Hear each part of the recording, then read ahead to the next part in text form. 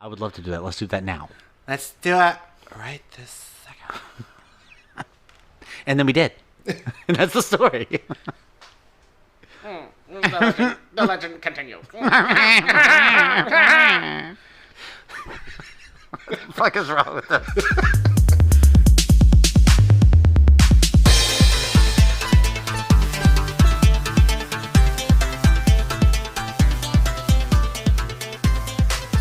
Hello, everybody, and welcome to the KJ&A podcast. I am one of your hosts, Jay.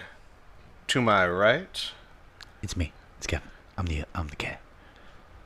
and we're here today to talk to you about a movie that we watched. And yeah, We're doing the same thing we always do. yeah, no, we're gonna review the Watch shit an out of anime. it and giving it shit. Then we're gonna give it so much shit that its eyes will be brown. Ew, you got the stink eye. Oh man, that was a double entendre. That was great. Thank you. It just happens when it cans. This week's movie of choice, because we didn't tell you guys last time, was Cowboy Bebop The Movie. In Japan, the subtitle was Knocking on Heaven's Door. But because of so many songs in America being of the same title, like 1973 Bob Dylan, Knock, knock, knocking on heaven's door. in that version, we had to change it to The Movie. Womp womp. That's fine. You know what? And I'll be honest, and I know you knew this, but for the listeners at home, I have never watched Cowboy Bebop before.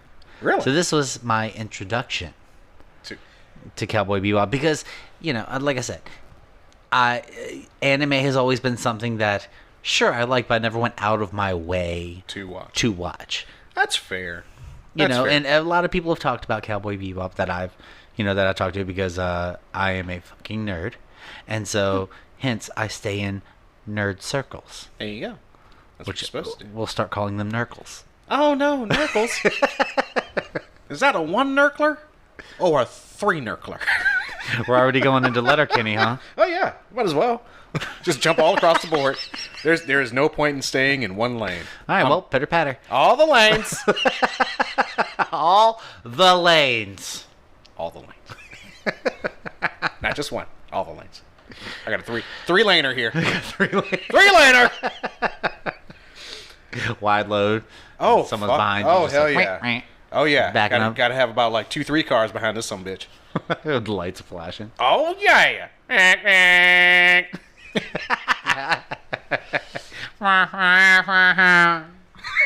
Oh no. We've gone so far off the rails. We right. just started. All right, yeah, we haven't even started yet. Okay, so Cowboy Bebop, Knocking on Heaven's Door. Yeah. Let's just get into it. I'll give my opinion at the end. All right. IMDb gave this sucker a 7.8 out of 10. Rotten Tomatoes 66%. Metacritic 61%. And Google users somehow 93%. And I'm not sure if that's just because it was a small band of users or what. But folks, I mean, when I watched it, when it first came out, I thought it was amazing. And of course, we said the same thing when we watched Vampire Hunter D when we were kids, right? Oh, yeah. Yeah, we thought that shit was the fucking This bomb. is the best movie I've ever seen. And then when we looked at it as adults, we're like, what the shit was this? Well, you know what? Like I said before, it was one of those things where when we were younger, there wasn't Netflix where we could stop and watch it all the time. Like when you watched it when we were younger, Yeah, it was we just got straight through. Yeah, you watched it straight through, and that was it. And you have whatever was in your memories. That's true. That is true. But we're not talking about D right now. No, we're not talking about D. Stop it. I knew it was coming. He saw it before it got there, kids. So we have Shinichiro Watanabe, who was the director of the actual main series, who also directed Make Us Plus, Samurai Champloo, and Space Dandy. Oh, a whole bunch of things I don't know what the fuck they are. You ain't never seen Samurai Champloo? Samurai Champloo. That is one of the greatest. Did you not just hear my explanation just now? No one ever told you about Samurai Why am I Champloo? talking anime podcast? Because I know you fucking love it, and I'm here to give a neutral opinion. That's fair.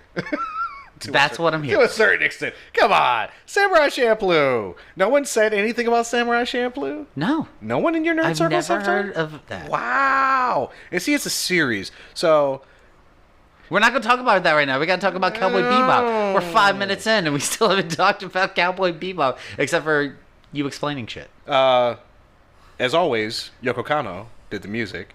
And The music was really good. yes, the I music is enjoyed always the good. music. Yoko Kanno has some of the best orchestrations in any Japanese movie she's done or series. For instance, The Vision of Escaflowne, Wolf's Rain, and Ghost in the Shell Standalone Complex, which is another good series that you should watch at some point. Not saying you should do it right now. I'm just saying. I'm not going to right now. Okay, fine, whatever. I'm busy. Original Japanese release date was September 1st of 2001. America got it August 11th of 2002. The problem... It's that far back, really? Yeah. I felt like that was... The problem was when it came out in Japan, it was literally 10 days before 9/11 happened. Well, So the concepts of terrorism in the film kind of were... understood. Yeah, Okay. yeah, so we got a little... Okay, let's give America a little time. Yeah, a little time. Runtime, 115 minutes, or for, people who like to do it, hour and 55 minutes. Hour and 55 Like minutes. to do it? Yeah, like to do it. Box office has actually brought in $3 million between Japanese box office and American box offices. Is that profit? Yeah. Or is that... That's just overall. just overall. Or is that after all the money they spent making it? Okay. Box office statements. Just Okay. box office statements. I'm just curious because Amazing. I'm thinking from so gross net profit. Oh, What did they... Oh, because we're trying to be bosses now? No, look. I'm always a boss. I'm just curious. I just want to know. Yes. I just get the nods. Thanks. Mini nuts, yes. All right, so how do you want to start it? How do we get into Okay, this well, one of the things that I wanted to say is just from, again, a neutral standpoint, and I always look at the art style. Is the art style that they had in this movie, at least at the beginning, Right. reminded me a lot of heavy metal. Okay. Okay. Because it was kind of obvious that they did that, like, they had a person do shit, and then they animated over that, which I learned after a little research is called rotoscoping. Ooh. When a person is doing, they do the acting and the movement, and then someone just draws over them. Oh. It's called rotoscoping. Yeah, I did not know that phrase. Me neither. And now I do, and Is I'm that the like, one? all the time I see it, I'm oh like, my god. oh man, that's so amazing. cool. Because it looked like that's how they did it. For some of it. Yeah. Okay. Yeah, because with this, Watanabe said that when he did the series, that he basically thought of every episode as being like a mini movie. So when he finally had the budget to do a whole film, he wanted to go as big as he could, and they had a huge budget, so they could do like. Did the 3D planes and shit, I noticed. Yeah, it was a lot of live action, kind of meets the animation. Yeah. And they had the Bandai Visual Studio help out. So they could do all this amazing artwork for this film that they couldn't do for the actual series. Now, if you watch the series, it's a very similar art style, but this is more. How would I say it? It's got more. It's got more planes and more detail to it. Oh, okay. Yeah, because I did notice that the backgrounds had a shitload of detail. Yeah. While, you could say the same thing about, Looney Tunes, because they were painted backgrounds on, whatever animation they're putting on the front of it. Right. But still, you could see the detail in the background, and it was really well animated. Really well animated, even though Spike looked a lot like... I'd almost say like Plastic Man, with how scrawny his ass was half the time, And doing the fights and. I think that's when they did the character designs. They wanted to make it dynamic. So you had Spike being the scrawny, well-toned guy who is agile and lithe and fast, whereas Jet has that brawler, big body. That he did not use one time in this movie. And that's unfortunate. Yeah, it really felt like most of the other crew members outside of Spike were kind of like subbed way back instead of their saying. Yeah, see, I don't know what they did in the series, but it seemed like they were just headquarters. Yeah, when Jet and Edward when were just headquarters. It's rare to see Ed actually out and about because Ed's a hacker primarily, so she is based on the ship primarily. Jet used to be a cop, so he's been in the field. He goes out in the field here and there. All right. Faye. You sure as shit didn't know that from watching the movie. Yes, unfortunately. Yeah. Faye is a constant gambler, always in debt, always needs money. When she gets it, she blows it. She's back again. Well, that explains the joke at the end of the movie. She's like a fucking cat. All right. Yep. So she's a gambler. Yep. Cool. Yep. Fucking gambler. Spike used to be a part of the Syndicate. Which is, just different syndicate organizations. They're basically like the mafia of the time period. But he broke off, and he's a traitor. So He's a traitor. So you don't leave the syndicate. You die in the syndicate. So he died. Fate. Well, I wouldn't say fate his death, but he was almost dead. Well, I guess that explains his "I don't give a shit about anything" attitude. Yeah, a little bit. A little bit. And he's like, "I'm a bounty hunter. I'm gonna go murder a bunch of people." Okay, And, see ya. Yeah, and the dog is actually a Corgi. Corgi. He's a Welsh corgi. Yeah. But he's a experimental data dog, so he's actually hyper intelligent. So that's why he like barks, and Edward's like, "What? Yeah. You have to do the thing?" Blah, blah, blah. Yeah, or how he knows how to play friggin' shogi. That's right. Okay, you mean it's basically chess, is what I gathered. Hooray! It's basically chess. Hooray!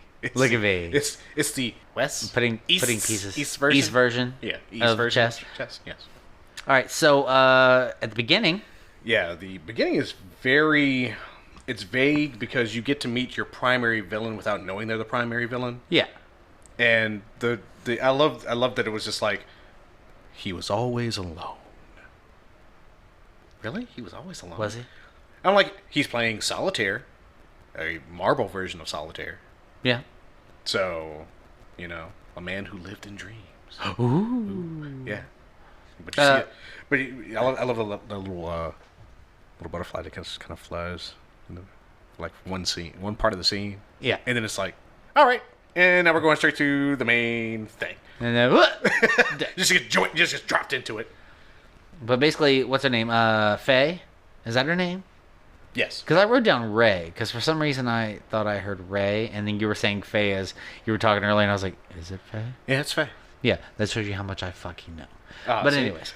Yeah, because, you know what? We didn't even get to the whole cast, because the cast... Oh, I'm sorry. Yes, of course, you have to discuss your cast, because you get so excited about that shit. Because they're so... I mean, to me, this is one of the biggest casts because of the multiple points of acting that they do. Because they don't just do voice acting for regular just anime and stuff. They do it for like American cartoons. They do it for video games. Okay. And some of them have actually done live Laura Bailey acting. and Matt Mercer and all that shit. Yeah. For instance, Bo Billingsley, who does the voice of Jet Black, he's been in the game since 1977, and that's live action. I got one thing. 1984 to 87, he was in Hunter, which is an old series. Hunter x Hunter? No. Okay, because I did watch that. That's a live series. That's a live series. Like that was back in the 80s. That was when my friggin' grandmother would watch this stuff. My mom. Her stories? No, not stories. It was late night. I cannot remember the actual premise of the show, but he was Officer Bolin for 3 episodes. He was actually in Star Trek Into Darkness as Captain Abbott. And that's recent, 2013. Okay, I think I know who that is. And then, another voice acting one, he was the narrator in Outlaw Star. Don't know that one either. Terrible. Get good. I bet. And anybody who watches Netflix, Super Crooks as Gladiator. That was from last year. Yeah. Which that is, I also did not watch that. Dude, and Spike's voice, Steve Blum, also been in the game forever. Well, I say forever, but he's been in the game since 1992. Winnie Lee as Faye Valentine. Melissa Fawn as Edward Wong. I'm not going to say the whole name because it's way too long. And yes, it's nerdy to know it all, but I'm not going to do it. Darren Norris? Do it. No. Pussy. Nope. Do it. Darren Norris as Vincent Valaju. And Darren Norris, you will know Darren Norris because he does a bunch of shit. And now when I say that, I mean it. I mean it. All Why? right, explain. Seen a little show called iZombie? I've seen it. The Weatherman? Okay.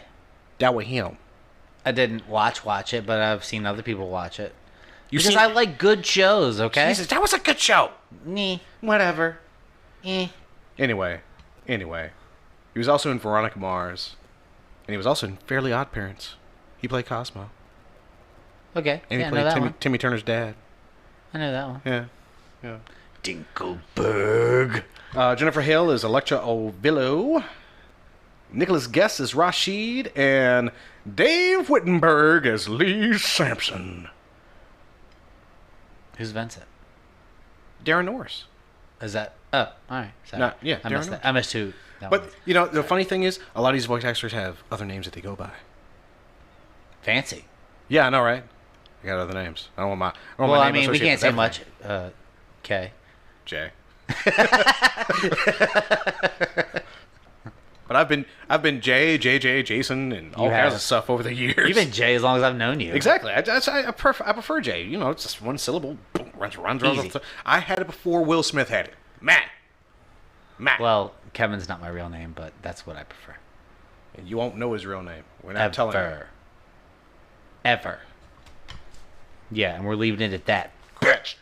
Back to the main game. Right, so they start out the whole stupid show. I say stupid, but it wasn't awful.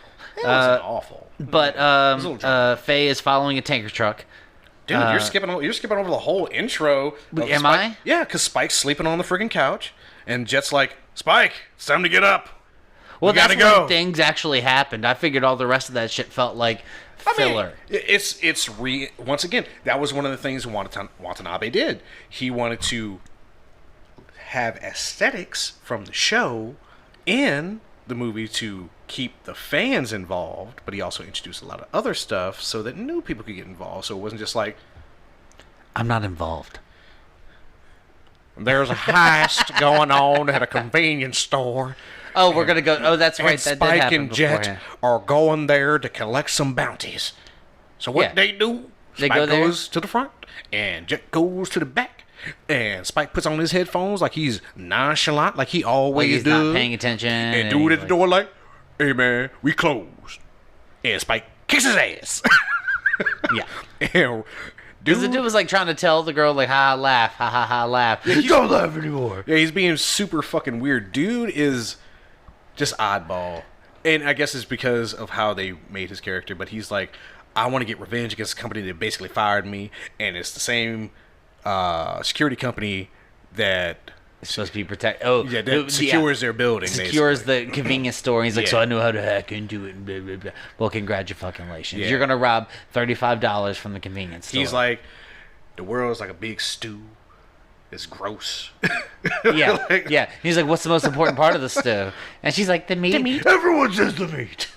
It's not the meat. That same meat could be used in soup or in a stir fry, some crap like that. I'm like, It's okay. total bullshit. Yeah, I felt like that whole beginning thing was just It's once again, it's an aesthetic to what the show was, okay. because it's silly banter, it's slapstick, it's Yeah. humor, I'll give you that. it's basically a spaghetti western. Yeah, It's I a- remember hearing that. it's a description spaghetti of it. western. And I remember they gave a whole bunch of shit. Well, they beat up all the guys that were in the convenience store. Yeah. But then there's one guy who's in the bathroom. God, and then Spike and Jet have to get into it as always. Jet, you said there were only 3. Well, that information, blah blah blah, and he's like, Don't give me that Sun Tzu shit. And this guy's like, your boy's about to pay attention to me. He's like, you take too long to take a shit. Yeah, because one of the bad guys was taking a shit. Literally, in the shitter while they're committing a robbery. Yeah. So anyway, dude takes a hostage. He's like, I'm going to splatter grandma. Spike's like, I'm not dropping my gun. It's on. Yeah, because Jet drops his gun. Yep. I guess that explains it when you said that he used to be a cop. Yep. So that explains Hostage situation. Oh, let me put my gun down. Yeah. Spike, no. Spike, no. No. No. And anybody who's seen the show, he's basically a sharpshooter when it comes down to it. So easily, Pop takes out the guy, saves the old lady, and we go into a nice, beautiful noir intro, black and white, great music. Theme song is called Ask DNA. Yeah, all the music in this show was great, spot on, like only enhanced the animation. Granted, I didn't feel like the story really was that amazing, but once again, we're coming into the same year of 9/11. We're coming into a period of terrorism that was unbeholden, to us at first, but this just kind of extenuated it to a certain extent. It was more of a that kind of shit is just this is possible. Yeah. It's terribly possible. This is so no, we're getting really I didn't real even know on it this was one. I didn't even know it was on fucking Mars until you said it. Yeah. You and I happened to be talking about something about it before we started recording, and I was like, "Oh shit, it was Mars." The only reason you know it's Mars is because planet surface is red. 1, 2, when they fly into the city after coming there to get their bounty, you can see the air current coming up out of this city, or at least from the surrounding area, and that shows you that area is oxygenated and the rest of the planet is not. So the city itself is oxygenated. Yeah, and is there a? I noticed they were watching TV, and there was some bounty hunters, and they were like announcing. Is it seriously it's a bounty hunter show called sure shots? Sure shots? No. Shit. Oh my god, I forgot the name of the show. Fuck. Well, I don't fucking. Well, I just saw that and was like, "Are you fucking serious right now?" Yes, in a literally show bounties. Yeah, bounties. Because there's a shit ton of bounty hunters. Because you have not only because Earth has suffered a huge accident from because they use warp gates to get around the solar system faster. And there was a gate explosion right between Earth and the moon. So chunks of the moon came raining down on the Earth. Oh, that sucks. Yeah. So huge catastrophe there. So Earth is kind of crappy, but people still live there. But people live on Ganymede. They live on Mars, Venus. Anywhere they could colonize has been colonized. They even have people living on certain asteroids. But okay. Yeah. It's I'm learning. Super futuristic, man. Super futuristic. That's why I'm learning. Yeah. Even though for some reason they have crop dusters on fucking Mars. But anyways. You still gotta take care of the plants. It's also why would I create a huge computerized system for something that somebody could make some money for? I mean, you got controlled weather. Yeah. So then why do you need a crop duster? You just answered my question. Thanks. Thank you for accentuating my point. I appreciate it. We don't always think about the details. It sounded right until it came out of my mouth. That's why we need those planes. Okay. But anyways, so they go through the shit and they look on the stupid bounty show on Channel 3, Nickelodeon. Because after 10 o'clock, they turn into the... Nick at Night? Nick at Night, yeah. Yay! And that's when they do the bounties. Yay, I Love Lucy. Anybody who was alive before cell phones knows what the fuck I'm talking about.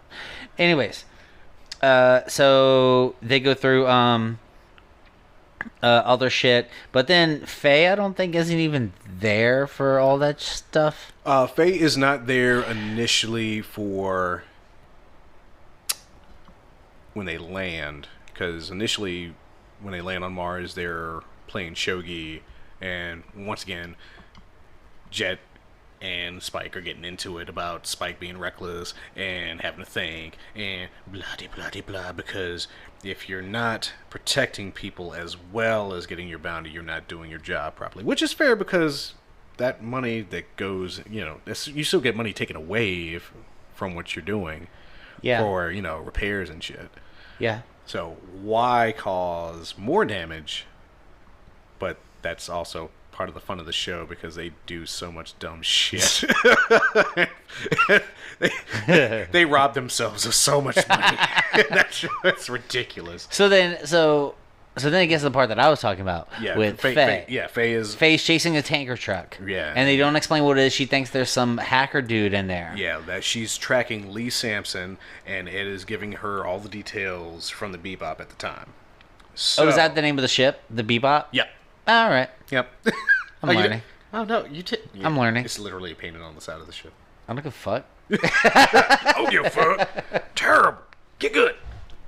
Anyway, Lee Sampson. That's what I get for watching it on a phone. See, I had the freaking DVD here. You could have just watched it on the DVD. Could have watched it at the same time. All right, so they chase this motherfucker, and then suddenly the truck pulls over because she's like flying after it. Yeah, and her and custom ship, the Rat Tail. The rat tail? That's you know what it what looks like? It looks like a floating gorilla with two giant arms dragging beside it. That's fair. A big metal gorilla. Yeah, probably. Yeah. But she's flying through, and then suddenly the truck pulls over, and then some dude steps out who is not Lee Sampson. No, it's another Lith guy, very similar in build to Spike. Black hair, goatee. Long black trench coat, dramatic as fuck. Love that fucking coat. Oh, the coat. It was a mark of the late 90s, Goddamn early 2000s. Right, it was emo all day. Hell yeah, I had a fucking coat like that. I love that fucking coat. Where is it The now? only reason I didn't have a coat was because I couldn't afford one. Got mine from Hot Topic. It's pretty cheap. I wish I had fucking Goodwill stores back then. I'd have me a fucking trench coat. Hell yeah. And some Jinkos. I don't know what. I was a Jinko dude. I'm sorry, the wide ass legs. Ugh. I didn't go mammoth, but I would have went pretty big. Man, if you could fit two goddamn legs in there, that's too much pants for me. That's too much pants. Too much pants? You can at the bottom. You can't at the top. Yep. Anyways, so she chases him, and he pulls over, and then apparently the truck was stolen earlier in the day, and it has hazardous material in it. Poison shit in it, and it explodes, bro. It pulls over to the side of the road, and then just explodes, blows up the bridge. But like any good person, he walks away from it slowly. Oh, absolutely. You go super slow. It explodes behind you. You don't even flinch. It's not like the other guys. That's the best thing ever. That's the worst thing. Oh, God. How do people walk slowly away from these things? Oh, God. If you can get that reference, you can be our friend. Please. Yeah. Anyways, I'm Peacock, man. Gotta let me fly. Don't go chasing waterfalls. You knew it was coming. Anyways, so it blows up, and then Faye goes back to what I now know is the Bebop. But she also captures a little image of him as he guards his eyes on the guardrail, looking up at her. You see a little something on his wrist, but then he just kind of like jumps off. Deuces. He jumps off the bridge. You're like, okay, unknown man. Okay. And he's just gone. Now, of course, in animation, you're not asking the question, where did he go? Because it'll just be told later. you. But when you see Rhea Poopa do that shit, and he has disappeared, oh my God, is that motherfucker Batman? Is he Batman? No, he dramatically jumps off the bridge because there's a lot of times in this movie I feel like that dude should have died. That's fair. And then later on, they're just like, oh, yeah, here he is. And you're like, wait, What? I'm sorry, what? Fucking how? Anyways, so she goes back to the Bebop. Yep, and this is when we find out on the police report, well, not the news report, that apparently this explosion happened at around 10 o'clock in the morning. Super details. 72 people died, 425 people injured. Wow. Yeah, and it's like super duper hazardous. Like people are like they have radiation suits and they're trying to tear down straight super hazmat. Super hazmat everything about this truck, and so then everyone's pretending like she's contaminated and blah blah blah. But it's not a virus and it's not a bacteria because all of the because even people 3 kilometers away were debilitated. Yeah. As soon as the smoke passed over them, which is kind of fucked up because you're like, no, smoke just doesn't drop people like that. So they're thinking, it's got to be some kind of poison gas or something like that. I don't know, but Faye's vagina must really hurt. Oh, her vagina must really fucking hurt because that thong is pulled up. Would you really call it a thong? I mean, those are booty shorts. I mean, even as booty shorts, those suckers. No, I mean, but like how high that thong is. Yeah. Let's just go slice her in half. Not yet. Uh. Oh man, she came into work today. What a brave girl.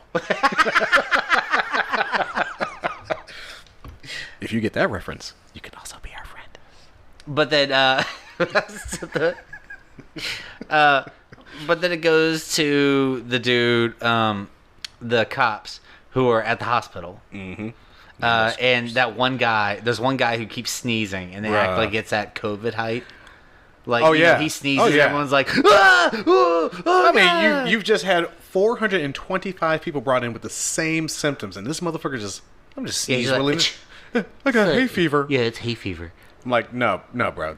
I mean, at this point, you could have all kinds of shit. Apparently, these people are also suffering from increased brain pressure, but have no wounds. No wounds at all. But their lymphocytes. Yeah, when they came in, their lymphocyte count was high, but now they're back down to normal. Yeah. And they have no idea what the fuck is going on. So they have no idea what's happening. They like to say lymphocyte, I think. Well, they say it an awful lot. When you look at the subtitles, it's something. It's still lymphocytes, but it's a different saying for it. Which I feel like the people who wrote it found the word lymphocyte and was like, watch how smart I am.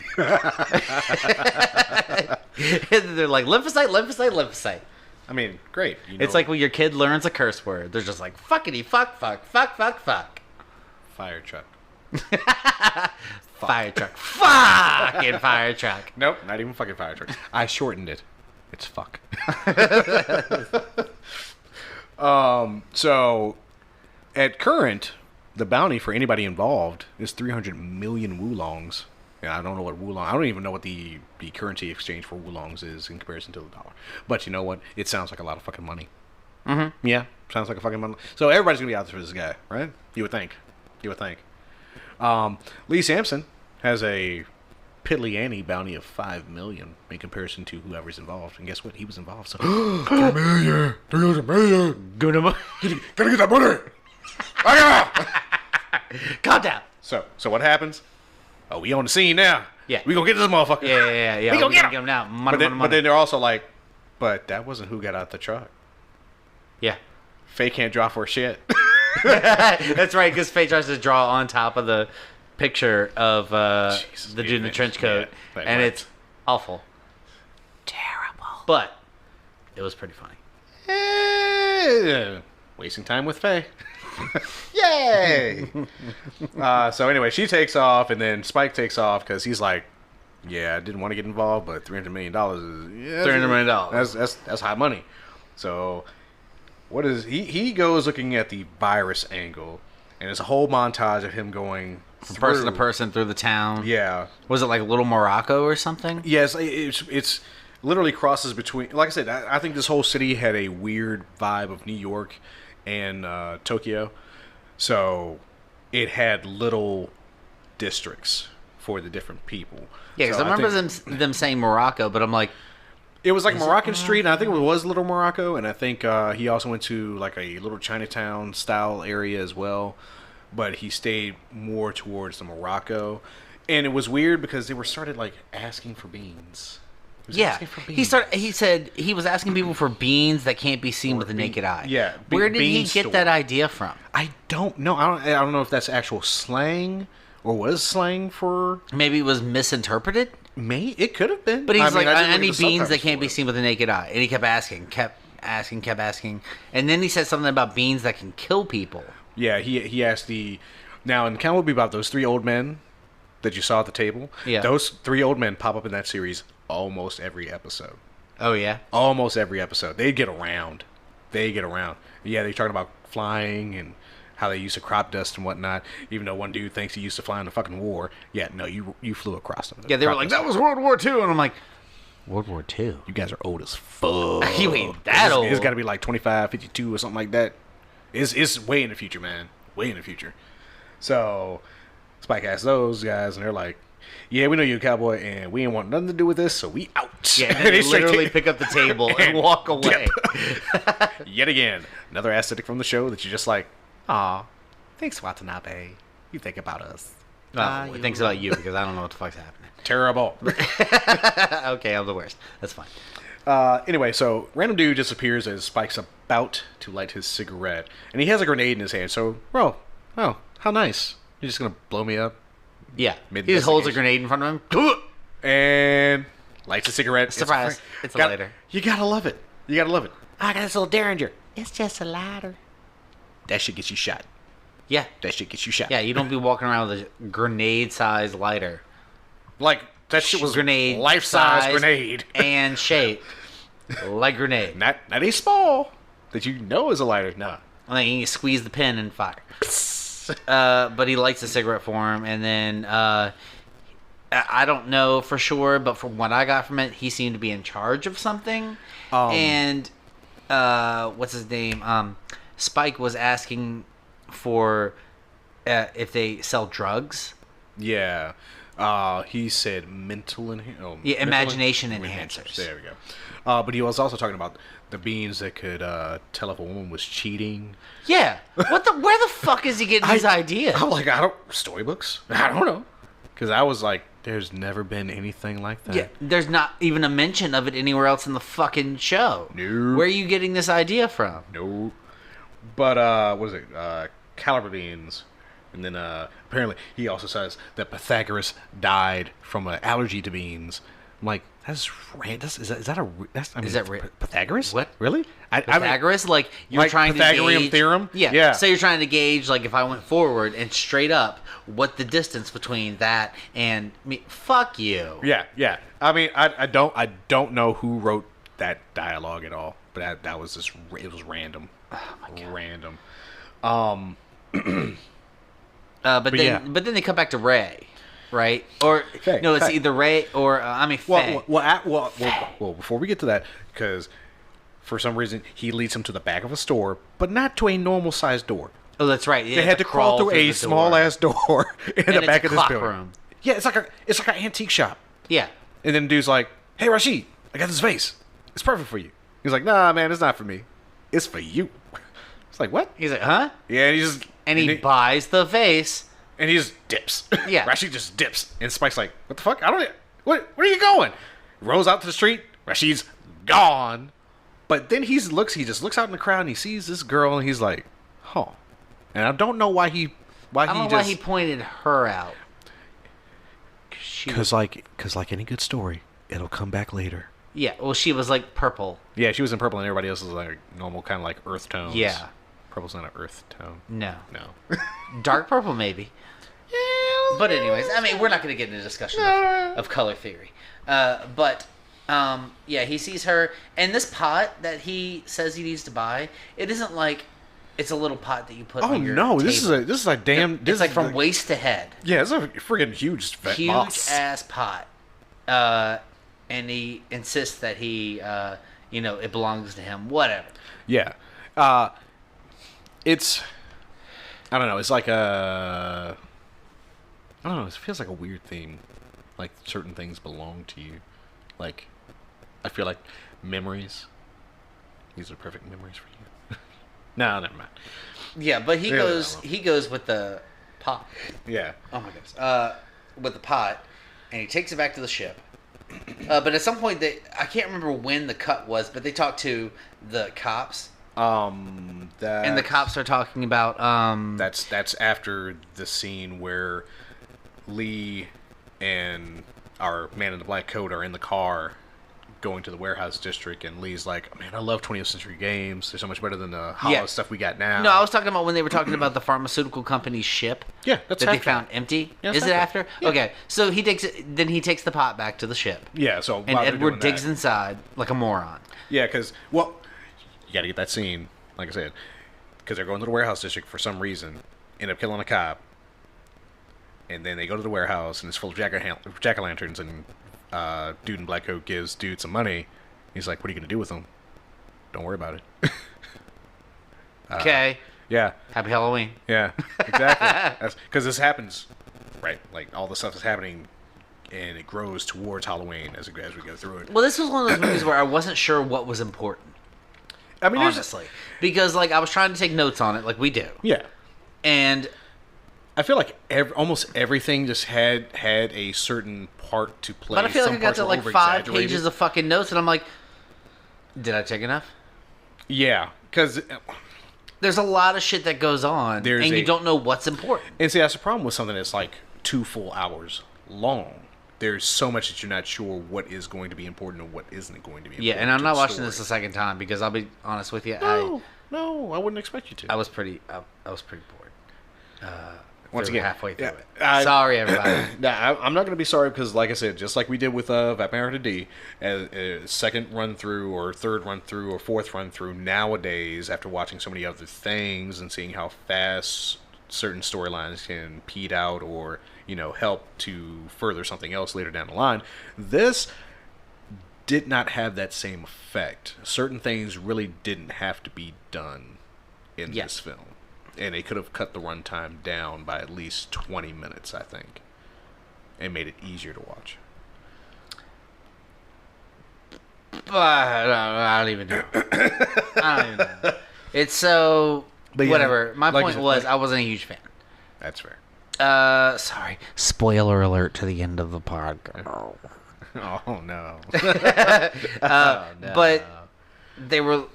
So... Yeah, Jet went to go see one of his old pals in the ISSP, which is the... Maybe you should just run this shit, because apparently all my notes are out of order. Oh, no.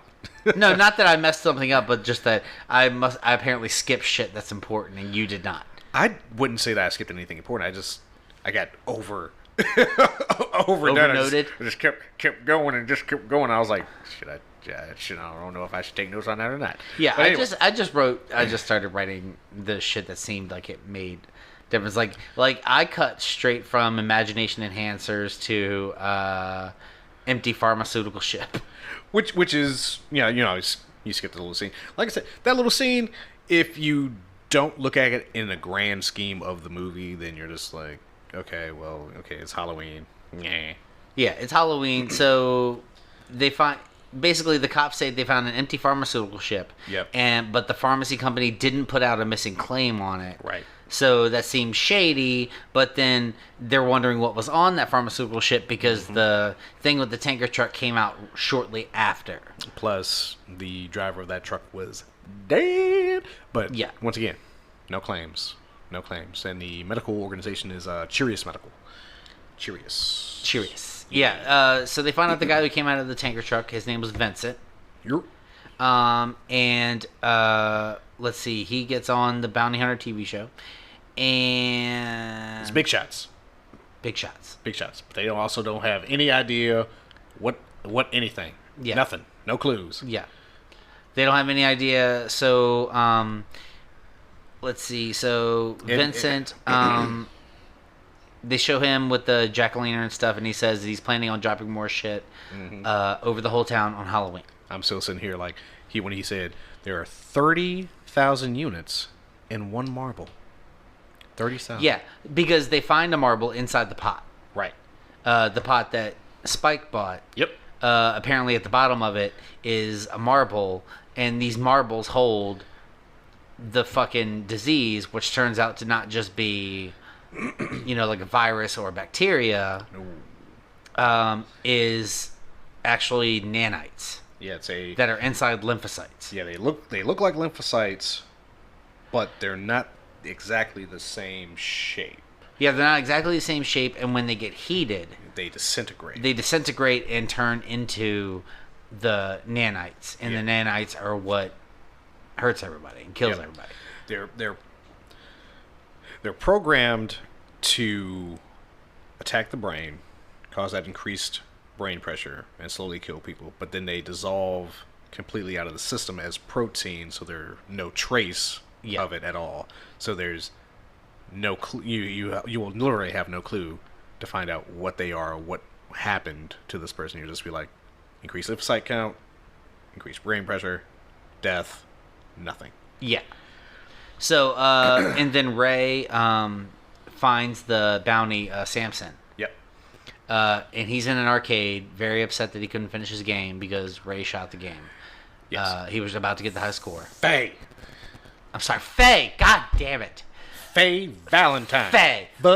Shows you how much I know. Anyways, Faye finds him, and then they go fighting, and she chases him. No, what killed me was this dude's got freaking keyboards. Yeah, keyboard on his hand. Instead of using guns, hacks the arcade, just goes and runs away. Yeah, hacks the arcade, makes it goes black, and then runs away. Yeah, like a good little hacker. Yeah. And then they run away.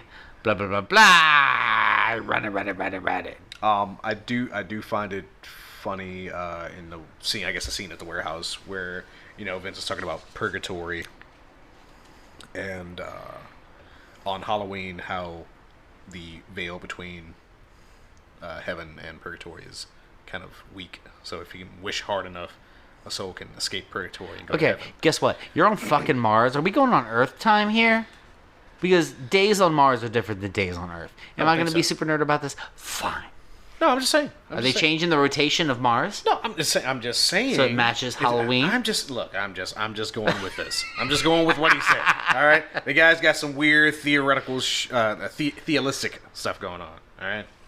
I mean, we all know that purgatory is between heaven and hell. We all know that it's the infinite, the infinite suffering zone. Oh, you mean here, the world we're in. Except for when you're listening to this podcast. That's right.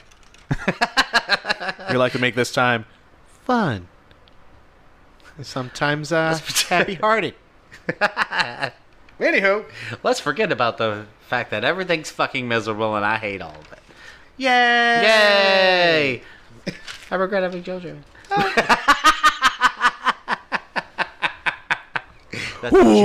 That's a joke. That's a joke. It's a joke. I love my kids more than anything. So Edward starts wandering the city with this hat that Ray was looking for. Yeah, apparently Lee dropped his hat as he left the arcade, so she figures that Ein can find Lee through scent. Yeah.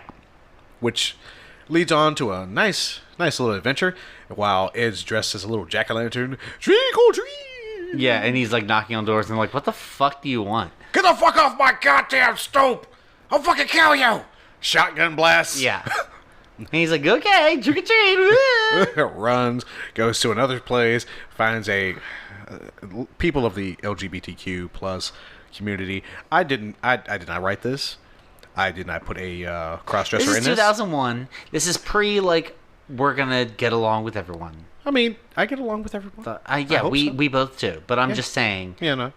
This is what they did in the fucking movie. So, large. Basically look like a big dude dressed up like a girl. Yeah, with a nightie on. Pink nightie on. Yeah. Apparently he has a reputation. So, hey there, little boy. Blah, blah, blah. I don't do girls. It's not a little boy. It's a little girl. Ah, get out of here. You're going to ruin my reputation. Yeah. Like, bro, what? Really? What? Bro, what?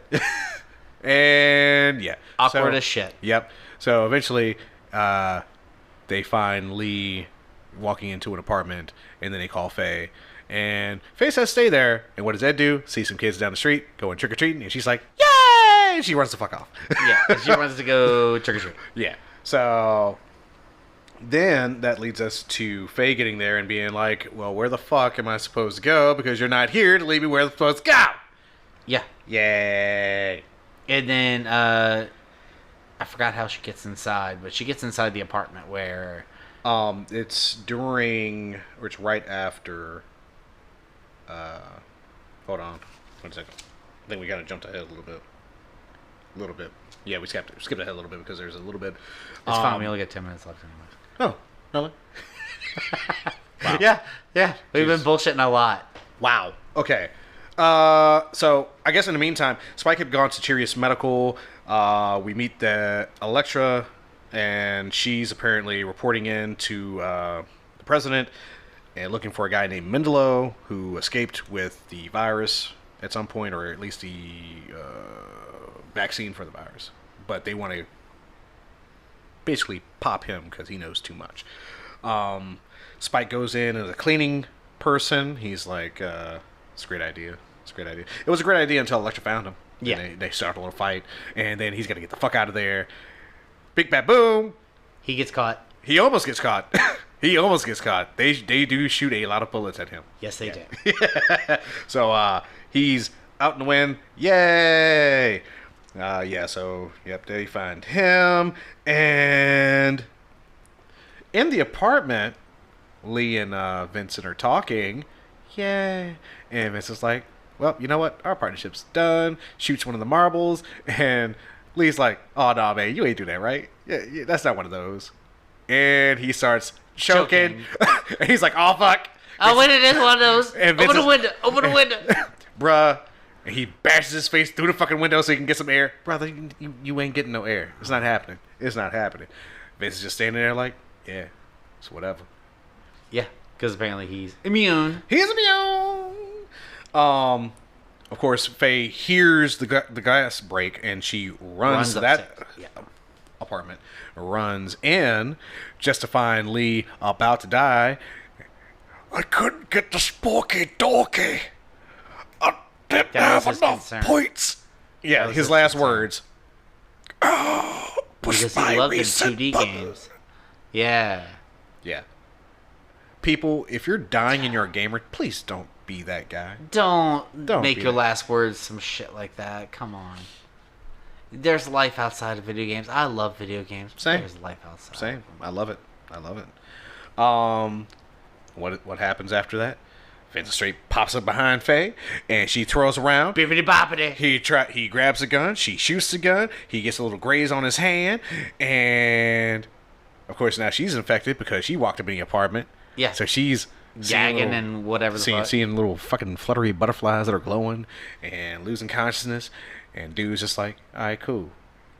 Take your gun, push it down, suck on my blood. Yeah, he kisses her. Yeah. And basically like drops blood in her mouth or some shit. Sorry, folks. Because that's how vaccines are given. Yeah, kind of rapey vibes. Give me though. a fucking super freaking rapey vibes. Yeah, super rapey vibes. Because then afterwards he's talking about like you and me. We could be the last ones alive. So at that point afterwards, because you don't know what happens to Faye, he's just like kiss and they kiss and then it fades out and you're thinking like, oh shit. So Spike overhears that Vince has been found at Cheerius because he planted a bug somehow he planted a bug there. Very nice. And then Elektra finds out, so they're both heading to find Vincent. They find him at a train station and a huge chase ensues. Of course, both of them have to get on to the train. Yeah. To get so they both get onto the train, chasing Vincent. Yeah, I love how she gets on the train normal. Spike has to fucking run and jump on to the train from the fucking top because it's like a monorail deal. Of course. It's like, it's nuts. Yeah. And he gets in, and then they do all this fighting, blah, blah, blah. And then yet again another time when Vincent should have been dead. Right, that was definite death. That should have been definite death. Yeah, because he held a grenade. Hold on. Because you got to think about that fight scene between him and Spike. I'm like, Spike straight hauls off and whoops his ass. Yeah. Now, whoops his ass, and as soon as he gets over him to pick him up, Vincent straight stabs his fingers into his goddamn gut. It just twists his ribcage or some shit. They're like, what the shit? What is he doing? It's brutal. Yeah, brutal. Because it dropped Spike. Oh, yeah. Dropped. He just like grabbed his intestines and played, fucking cat in the cradle with his ass with one hand. Like, God damn, dude. Okay, I didn't know that shit did that kind of stuff to you. Are you a super soldier now yourself? Or you on that stuff? Huh? You on that stuff? Well, I mean, they said he was a trained soldier. Yeah, that's true. He was Mars Special Forces. The tattoo on his wrist was of Mars Special Forces, Division 7. Anyway, so he. but everybody in his unit's dead. Yeah, everyone in his unit. Even except for him. Elektra. Suppose no. I don't think she was a part of his unit. Yeah, she had the tattoo. Oh yeah, she does have the tattoo. Never mind.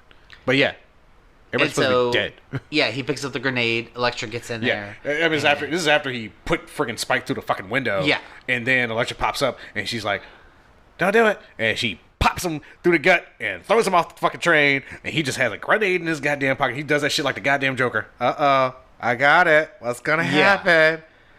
Listen, up over his head now. And then the front car explodes. Explosions. Like, there's no way. He should have survived. No way. No way. No, because he was holding the grenade. There wasn't hands. There's not a drop and dive out the windows moment. I know.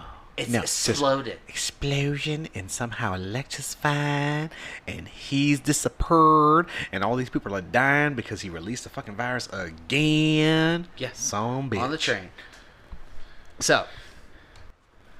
So, in a small dream sequence, Spike kind of wakes up, and he sees Jet, and Jet starts saying that Spike and Vincent have these similarities, and I was like, yeah, they're damn near, they're similar, but they're mirror images of each other. Like, so you have Spike, who's your good guy, your antagonist, your protagonist, and you have Vincent, who's the protagonist, but they have very similar body shapes. They have a similar kind of fighting style, similar way of thought. In the series, they point out that Spike sees the past in one eye and sees the present in the other. And you find out in the series that one of his eyes is actually a fake. oops. So you get that present. So it always kind of feels like he's in a dream state. What, the guy with the wolf? No, Spike, main character. Vincent, on the other hand, his dream state is because of what happened to him after getting the nano machines put into him. His was the amnesia caused by the machines, or at least trauma of having to deal with that, plus losing himself. All right, PTSD. So he's constantly seeing those butterflies because the nanomachines cause some kind of hallucination. You see lights, but they look like butterflies to him. So he knows these butterflies don't exist, but they're constantly in his vision, so they have to exist to him. So it's a constant state of do they, don't they, Schrodinger's cat kind of thing. Yeah. So it's very dreamlike to him. So his existence is like he's dead, waiting to be alive again. Sleep, waiting to be awake again. So it's blah blah blah blah. Yeah, you gotta have that. No, I don't. No, I don't. Come on. Nope. Philosophical stuff is always great. I love philosophy. Sometimes philosophy was my thing. Sometimes it's great. I used to be very philosophical. But we're not talking about philosophy. But guess what? Spike survived when he got shot and thrown off the train.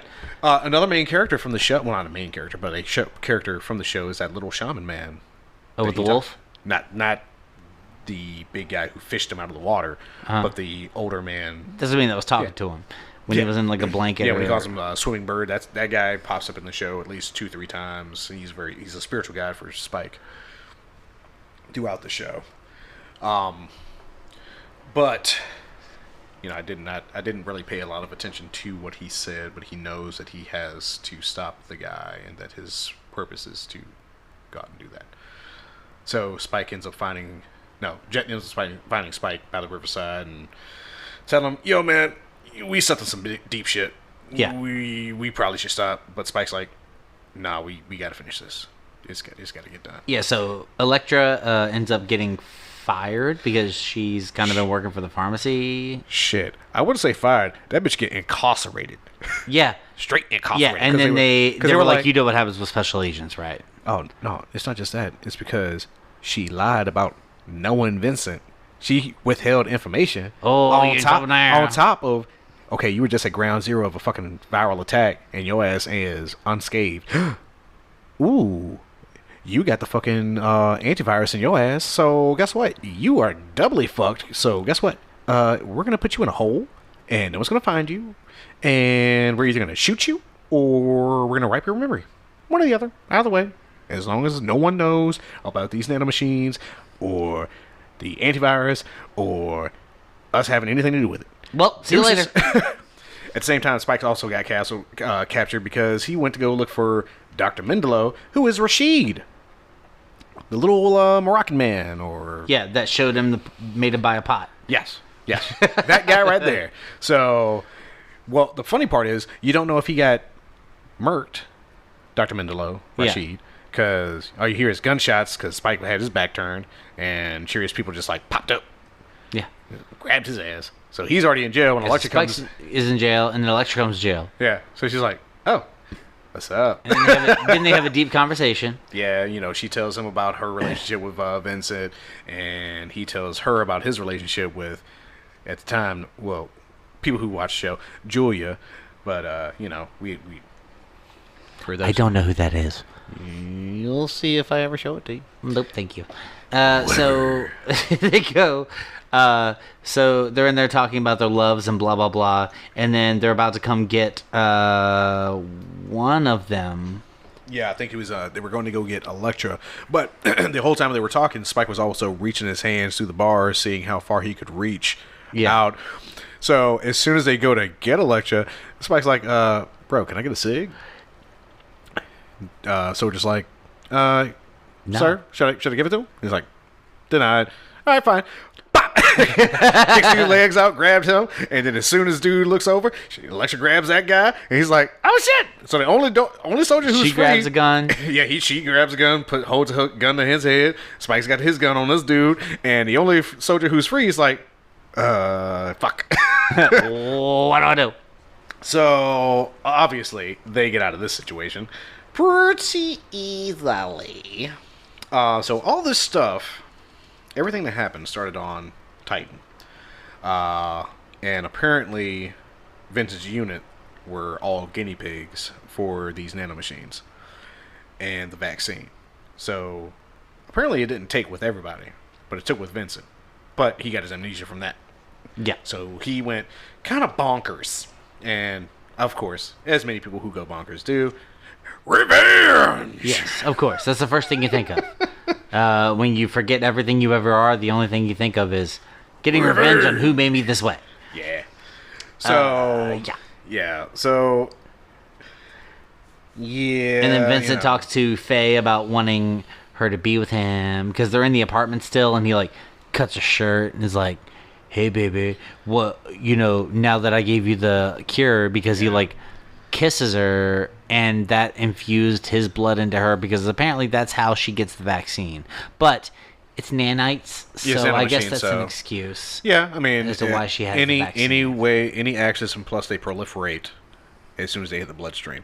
So whether it was through ingestion or, I guess, a syringe, either way, it was going to happen. Yeah, and so he, like, cuts open her shirt and is about to be like, be all weird "Me shit. and you, girl, like, we'll be the only ones alive after I'm done." And she's like, "Oh, gross. I wouldn't want to be the last woman alive with you anyway." Ew, that's so nasty." So then the dude who was working for Vincent at the warehouse pops up, and Vince is like, "Dude, I told you never to come here." He was like, "But the cops are snooping around, man. I got all excited." And he was like, "Can I get the rest of the money?" And Vince is like, "But did you say your prayers like I told you to?" Oh my god. Yeah, no, he had to bring it up from that earlier part. He was like, you say your prayers and whatnot. And he straight murks dude right And dude there. goes, "What?" And Murks- then stab murks- it back. Yep. So, dead body. And Vince is like, "Yo, I'm going to go do my thing. I'm going to see you. I'm as gonna soon go as I get slaughter back." the entire universe, so Deuces. see you later, Faye. Yeah, because these apparently these new marbles aren't like the old ones, like where it was just going to stop as soon as they turn into proteins. No, this is going to be a constant proliferation of the nanomachines, and they're just going to keep. Basically, anytime anyone walked into that It's city, going to be they'd be airborne, no Yeah. longer just done, and they don't just metabolize out of the body; they just keep proliferating. yeah. So, Electra, Spike and Electra. Yeah, so then Spike and Electra go, and Yeah, that's they basically what come we're up with a gonna plan. And they go to, their plan is to go to the place where Electra works, which is how she knows where it is. No, that's... No, they're still in. They're still in there. Yeah, they're escaping now. Yeah. So they go. So she apparently earlier had given a blood sample to one of the scientists that she could trust, of course, this is how they found out that she had The antivirus. she had the antivirus. So that was one Vaccine. One foul up for. But they also were creating the vaccine, and they sped up the process. Yeah, and Spike's like, let's go get the vaccine. Yeah, so they grab the vaccine, but then they have to come up with a whole plan of how to distribute it. The old guys, once again, come into play at this point because they go to Jet. We got to get the plan together. Let's go. Jet goes to the apparently an old plane we museum. need planes, and they're like, oh, the planes are gone. Yeah. So, Except all these old pieces of crap. crop dusters from like Earth. Yeah. When did you use those on Mars? Well, once again, Earth's a dump, so there's really no need for museums there. So most of the stuff got moved to a planet that was closer. You think they spent time to just send old shitty planes to Mars? For a newly overly populated planet, yes. All right, fair enough. Gotta keep the legacies alive, sir. Legacy these nuts. Ew. they're like the New Age Smithsonian. On Mars. Okay, but they basically Spike and convinces Faye to help him by going to the climate center and making it rain. Make it rain. Making it rain. I ain't got no dollar bills though, right? That's now, fine, neither do I'm I. cash So poor. and then Jet goes to get planes at the same time. Yeah, so And- old dodgy dude gets him some of the most piece of shit planes possible. And then they fill all the vaccines. They put it in bottles. Yeah, I guess whatever the crop dusters or whatever. So Whatever they use. Yeah, so we're getting rain, and we're getting the crop dusters out there to spread the vaccine via a widespread spray. Some of these planes do not make it off the ground, or some of them make it off the ground. in midair. and then immediately come back down. So this is going. And the guy's like, terribly, but not great." I'm surprised they still work. Yeah, exactly. Once you hear shit like that, you know something's up. Like, what the fuck, bro? What the fuck? So basically that's their plan, and then Vincent tells Faye that he's going to meet them. Let's tell Faye or Spike. Before he left Faye, he said that he was going to be at the bridge where Earth meets heaven. Yeah. Which, once again, like I said, the city basically looks like a weird combination of New York meets Tokyo. So it looks like Tokyo Tower, kind of. It's a really tall tower that says Halloween on it. Yeah. Almost at the center of the city, I guess. Because it's a Halloween show. Yeah, Halloween Big parties. Halloween parade's Yeah. happening right then. That's when he's going to release. Again, very New York. Hey, it's that time of the year. It's very true. Everything. They got floats. Yeah, freaking floats. Got a podium, having a whole So speech Vince for the is mayor. hanging up there. Spike goes through a big plane fight scene. Bruh, I was like, why did they even do this? I'm like, he escaped. What's the point anymore? What's the what point? are you trying to gun him down for? He's out. Yeah, it's done. So he's being shot at by these people constantly. Yeah, constantly, his bam, bam, friggin' bam, bam, bam. His swordfish, name of his Give me a fucking break. look, leave it alone. But his swordfish gets shot down, and he has to hoof it to the whole thing. Yeah, which is because he gets a great. taxi. Yeah, gotta get a taxi. Bro, where's my water? As he jumps out of the cab. Yeah. Anyway, who cares? Yeah, so he runs up to the top of the tower and he finds Vincent. Yep. And then Fight time!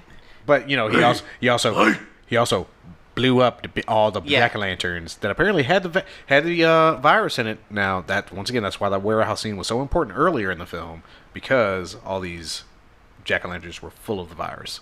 Yeah. So yay! They Now everybody's getting explode. infected, but because of the crop dusters and the rain, apparently the rain speeds up the saturation of the antivirus in people. I don't know the science. Future. Don't know the science. Future. Aliens. Future. Aliens. See, I'm thinking Squidward. You're thinking weird, creepy guy on From History Channel? History Channel. Yeah. Yes. Future. Why not? I feel like it's a perfect intersect. Future That's fair. aliens. I'm alone. Not with that many voices. So yeah, it's a big fight scene, and I think it was well choreographed this time versus their first fight, where Vincent gets his ass beat to the ground, and then comes back like, "Ha! Got your guts! Ha! Yes!"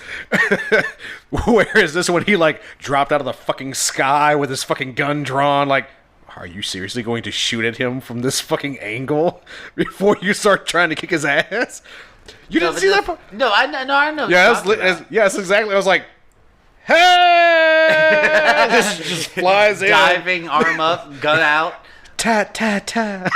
But the fight scene was really fun. It was really cool. Yeah, because everybody's getting infected with the virus, so they're off balance. They're all coughing and shit, and you see Spike actually going through that as well. You start seeing the butterflies. He's disoriented, walking kind of wobbly, but he's still managing to keep up as best he can. Yeah.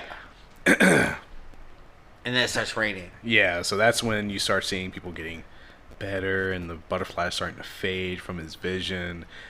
And then he gets up after trying to smoke. God. Yeah, that's a huge trope, because everybody fucking smokes on that ship except for fucking Ed and Ein, obviously. Everybody fucking smoking. I was like, I found myself over the course of watching this and over the course of the week leading up to our episode craving a fucking cigarette. It was so terrible. And thank you for that one cigarette, sir. One's enough. You're welcome. I'm going to quit because it's an awful fucking habit. Don't ever do it. Yeah, folks. Smoking is not fun. It will kill you.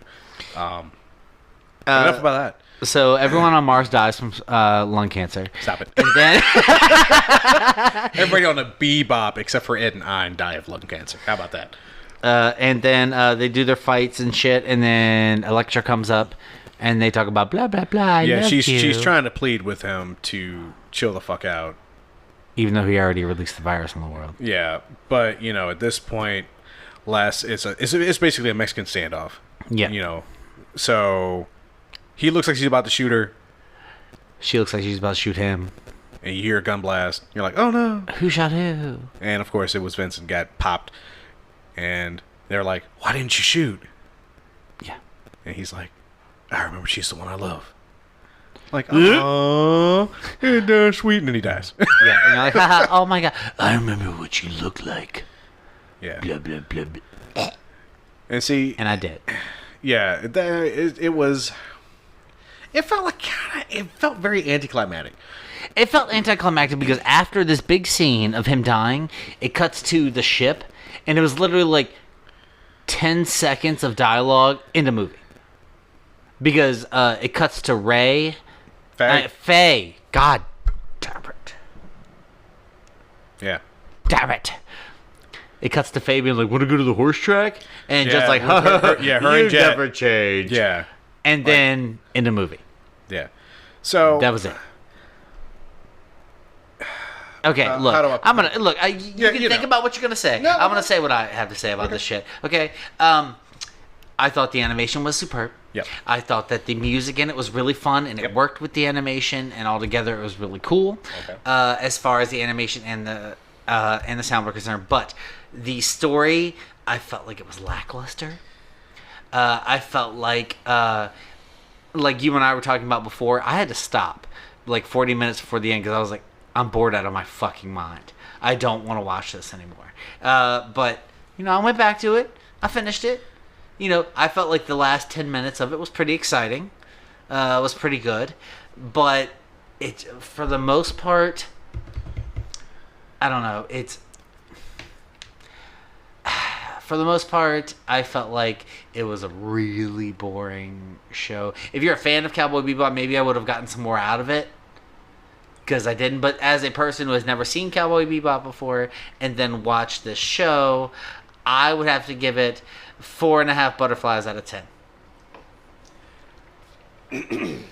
All right. On my behalf, after having watched the entirety of Cowboy Bebop, having watched the movie previously before this, having also decided to watch the Netflix live action series. My thought, and I had to read some reviews as well because I didn't want to just go into it not knowing what other people thought and just giving my own direct opinion, because I'm going to be biased because I love anime in itself. But for this, compared to the show, I felt like the cast outside of Spike were kind of pushed back. They didn't have as huge of a part to play as they usually would in the series. So, point deduction for me. Then it felt like certain scenes were either unnecessary or drawn out to a point where it did not add to the story itself, thus detracting from what could have been a really over-the-top film. Womp womp. Art, yes. In comparison to the original show, this art was fantastic. And was it way better than the actual show? Yeah, the art for this was, once again, because they had a bigger budget and they had a visual effects and they had a live action studio as well, so they could do different transitions, work on different planes, do some of the, transitions. Yeah. Better. So it worked a lot smoother than what it did in the series, I think. Music, Yoko Kanno never disappoints. Her scores are amazing. Whatever she works on musically is fucking amazing. If you go to Cowboy Bebop, the show, listen to all that stuff, that was all her. With, accompaniment. Stuff from the live action show, once again, her. Accompaniment. She was in the live action too? Well, she did the musical scores and stuff for that. That's cool. It's just like Pharrell when he started doing like stuff for movies, just like Lin-Manuel when he does stuff for movies. It's just everything works to the movie's best interest through the music. Yeah. Okay. So that's Yoko Kanno is Japan's Lin-Manuel. Oh, okay. There you go. There you Fun. go. Thanks for putting it together for me. There you go. Because my daughter is crazy about fucking Hamilton, so I know a lot about Lin-Manuel Miranda. Yes. Don't forget Encanto. Yeah. Yeah, Encanto and that other fucking movie that's only on Netflix with the monkey. I can't remember the name of it. I'm sorry, anyone who's listening who's screaming at their radio right now telling me what it is. But it's the one with the little tiny monkey and the girl with the colored hair, and they have to deliver a music score to the love of... because the monkey was raised by a grandpa, and the grandpa was no, sorry, not grandpa, an old man. Had a musical score, and it was written to the love of his life, but he died before he could give it to her. And so the monkey found it and was like, "Oh shit, I got to give this to her." And then they go on a trek to go give it to her. If everybody knows what this is, you need to tell me. It's on Netflix. I know it's on Netflix. Well, you just told me it was on Netflix, but that means I have to look for it. I have no idea what the fuck I'm so sorry that I can't remember. Be like, I'm so bad with the names. Monkey musical score in my search bar. It's gonna be like, the fuck are you talking about? Just search up animated. It'll come up at the very top. I'm sure. Oh. Yeah, it's animated. Okay. CGI shit. Well, okay. So yeah, musical great. I enjoyed our antagonist, Vincent. I enjoyed him because he was a perfect mirror to Spike, and a lot of characters do not have that capability outside of Vicious, who is from the series. Don't know him either. Terrible. I'm sorry, Netflix, but the live action Vicious, I was not cool with. Sorry. I'm just gonna put that out there right now. Live action Vicious is not great. It's on Netflix because I don't know the difference. Plus, Vicious in the anime was not as fleshed out as they fleshed him out in the show, live action show for Netflix. Oh yeah. I wouldn't say so, but there's like little things here and there that they kind of put out there for Vicious. They were just like, he knows Spike. They used to be like brothers. Bah. They kind of show you that in the series on Netflix, and you're like, oh, okay, I can see that. Now, if they had created like a proper bridge between the two, I'd have been like, this shit works so well. But there was no proper bridge. Anyway, so with a lot of stuff weighing against, but a lot of stuff weighing for, I'm going to go with 6 out of 10 butterflies. 6 out of 10. All right, so this is like a midland range. Yeah. I mean, granted, I honestly felt bored halfway through it, but the animation kept me going, and the music kept me going. It's a lot. It was really well done with that form. But like I said, I've never seen Cowboy Bebop, so I didn't have that you didn't have a point of reference for it. The point of reference. Like I said, Watanabe. But that's why I'm here. Yeah. You are the one who knows all this shit. I do. I'm the one who's just like, I'm the neutral. Yeah. I don't know what the fuck's happening. I'm into it, but I don't know much about it. Okay. So that was Cowboy Bebop. What was it called? Knocking on Heaven's Knocking Door. on Heaven's Doors. Knock, knock, knocking on heaven's For American Cinema, the movie. Hey, hey, hey, Because they didn't want to get sued. And nobody wants to get sued. suing them boys of Japan. Hey. Studio! Okay, but so that was Cowboy Bebop. Guess what we're doing next time? So you're going to leave me hanging on some kind of weird No. stuff. No. I'm going to tell you now. You're going to tell me now? I'm going to tell you right now. Serious? Yeah, absolutely. Don't leave me hanging. Because you're going to be like, what the fuck? And it's going to be the happiest I've ever been. Ready? I swear to God. Words bubble up like soda pop. What the fuck? Why does that sound like a happy-go-lucky teen movie with like some kind of romanticization going on? Oh, I'll show you where it's at. It'll be hilarious. Oh God, I know it's on Netflix. It's got to be on Netflix. Nope. No, it's not on Netflix. Nope. You sure? I swear Nope. it's on. It's Not sure. It's got to be. God damn it! Are you watching that crap and be like, Yep. But yeah, I don't. We'll find it because I know I've seen it because it's written in my list. Yeah. But yeah. Well, ladies and gentlemen, that has been another episode of KJ&A. I once again am Jay, and to my right is my main man. Kick it to Kevin. All right, folks. Y'all have a good one. Deuces. See ya.